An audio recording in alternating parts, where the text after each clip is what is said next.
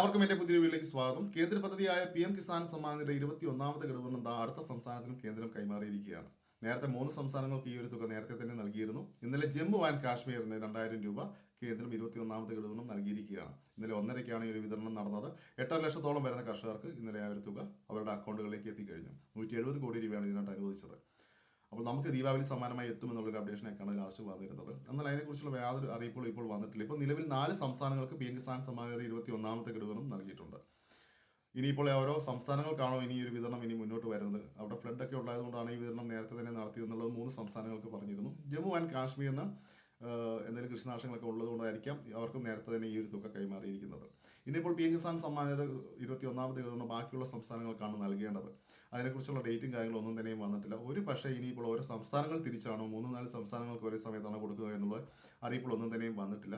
ഇപ്പോൾ നിലവിൽ കാണുന്നത് ഇങ്ങനെയൊക്കെയാണ് വിതരണങ്ങൾ PM കിസാൻ സമ്മാനയുടെ വിതരണങ്ങൾ എത്തുന്നത്. കാരണം ഇന്നലെ നൽകിയ സമയത്ത് ദീപാവലി സമ്മാനമായി കേന്ദ്രം നൽകാൻ താല്പര്യപ്പെടുന്ന ഒരു കാര്യമായിരുന്നു എന്നുണ്ടെങ്കിൽ ഇന്നലെ നൽകിയ സമയത്ത് തന്നെ എല്ലാവർക്കും ഈ ഒരു വിതരണം കൊടുക്കാമായിരുന്നു. ഇനിയിപ്പോൾ എന്താണ് കേന്ദ്രം ഉദ്ദേശിച്ചിരിക്കുന്ന കാര്യങ്ങളൊന്നും തന്നെയും അറിയില്ല. എന്തായാലും നിലവിൽ PFMS ഇപ്പോഴും ബ്ലോക്ക് തന്നെയാണ്. ഈ ഒരു PFMS ഓപ്പൺ ആയി കഴിഞ്ഞാൽ മാത്രമേ നമ്മുടെ വിതരണം എങ്ങനെയൊക്കെയാണ് ഏത് സമയത്താണ് എന്നുള്ളതൊക്കെ നമുക്ക് പൂർണ്ണമായിട്ട് അറിയാൻ സാധിക്കുകയുള്ളൂ. അതുപോലെ തന്നെ ഫാർമർ ഐ ഡി ഒത്തിരി പേർക്ക് റിജക്റ്റ് ആവുന്നു എന്നുള്ളത് അറിയിച്ചിട്ടുണ്ടായിരുന്നു. നിങ്ങളുടെ ഫാർമർ ഐ ഡി റിജക്റ്റ് ആയിട്ടുണ്ട് മീൻസ് നിങ്ങളുടെ അപേക്ഷ റിജക്റ്റ് ആയിട്ടുണ്ടെങ്കിലും നിങ്ങൾക്ക് അവിടെ ഒരു ഫാർമർ ഐ ഡി ജനറേറ്റ് ആയിട്ടുണ്ടോ എന്നുള്ളത് നോക്കുക. നിങ്ങൾക്ക് എന്തെങ്കിലും നെയിം മിസ്മാച്ച് അങ്ങനെ പല കാരണങ്ങൾ കൊണ്ട് നിങ്ങളുടെ ഫാർമർ എൻറോൾമെൻറ്റ് റിജക്റ്റ് ആവാം. പക്ഷേ നിങ്ങൾക്ക് ഒരു ഐ ഡി അവിടെ ജനറേറ്റ് ആയിട്ടുണ്ടെങ്കിൽ ഫാർമർ ഐ ഡി എന്നുള്ളിടത്ത് നിങ്ങൾക്കൊരു നമ്പർ അവിടെ വന്നിട്ടുണ്ടെങ്കിൽ നിങ്ങൾ പിന്നെ അതിനായിട്ട് ഓടേണ്ട ആവശ്യമൊന്നും തന്നെയില്ല. നിങ്ങൾക്ക് ആ ഒരു ഐ ഡി അവിടെ ജനറേറ്റ് ആയാൽ മതി. അത് റിജക്റ്റ് ആവുന്നത് എൻറോൾ നമ്മുടെ ഇവിടുത്തെ റവന്യൂ സെക്ഷനിലാണ് റിജക്റ്റ് ആവുന്നത്. അതെന്തെങ്കിലും മിസ്മാച്ചുകൾ വരുന്നതുകൊണ്ട് തന്നെയും നേരത്തെ പഴയ പേരുകളൊക്കെ കിടക്കുന്നതുകൊണ്ട് തന്നെയും മിസ്മാച്ച് ഉണ്ടാവാം. പക്ഷേ റിജക്റ്റ് ആയാലും നിങ്ങളുടെ ഫാർമർ ഐ ഡി അവിടെ ജനറേറ്റ് ആയിട്ടുണ്ടോ എന്നുള്ള കാര്യം മാത്രം നിങ്ങൾ ശ്രദ്ധിച്ചാൽ മതി. അവിടെ ഫാർമർ ഐ ഡി ജനറേറ്റ് ആയിട്ടില്ല എന്നുണ്ടെങ്കിൽ നിങ്ങൾ വീണ്ടും അപേക്ഷ കൊടുത്ത് ഫാർമർ ഐ ഡി ജനറേറ്റ് ആക്കേണ്ടതാണ്.